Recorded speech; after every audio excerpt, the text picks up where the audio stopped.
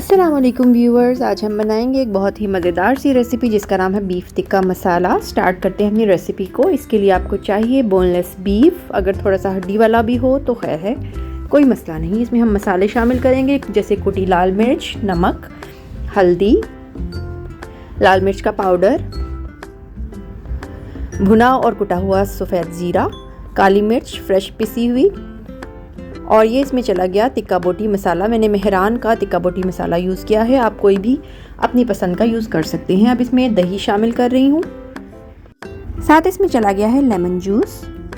इन सब चीज़ों को अच्छे तरीके से मिक्स करूँगी और गोश्त को मैरिनेट करके आधे घंटे के लिए छोड़ दूँगी।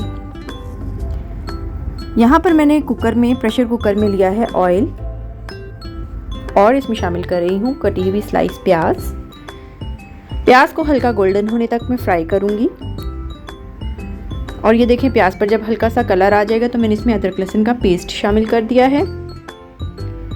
इन दोनों चीज़ों को फ्राई करके मैंने इसमें मैरिनेटेड बीफ डाल दिया है और 5 से 7 मिनट तक इसको भूनकर मैं इसमें शामिल करूंगी पानी तकरीबन इसमें 2 से 2.5 गिलास तक जाएगा।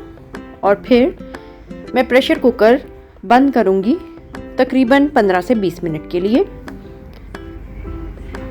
अगर आप प्रेशर कुकर नहीं लगाना चाहते तो इसमें पानी का इस्तेमाल ज़्यादा करें और फिर इसको 1 से 1.5 घंटा लग सकता है गलने के लिए। यहाँ पर देखें गोश्त गल चुका है।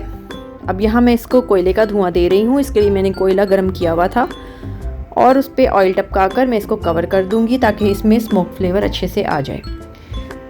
अभी मैंने इसको भूनना है, लेकिन उससे पहले मैं इसमें शामिल करूँगी दही। क्योंकि ये बीफ टिक्का मसाला है तो मुझे इसको थोड़ा सा मसाले वाला रखना है, बिल्कुल ड्राई नहीं रखना। यहाँ पर देखें दही अच्छे से मिक्स हो गया और अब मैं इसको भून लूँगी। अब मैं इसमें हरी मिर्ची शामिल कर रही हूँ और हरा धनिया। अब मैं इसको हल्की आंच पर थोड़ी देर पकने दूँगी, यहाँ तक कि इसका तमाम ऑयल ऊपर आ जाएगा।